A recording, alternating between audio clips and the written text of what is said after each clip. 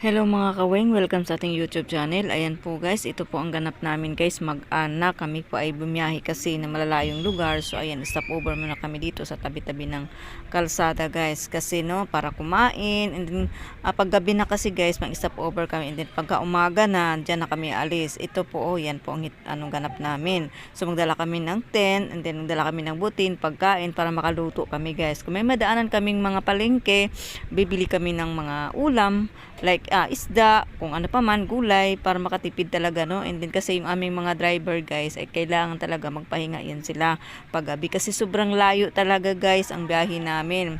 Lanao, mula Davao to Lanao guys, no? Yun po.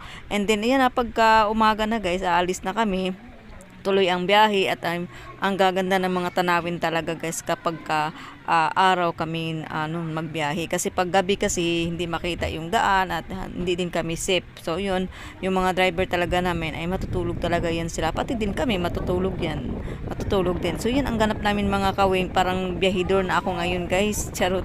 O yun po guys, salamat sa panonood. Okay, bye.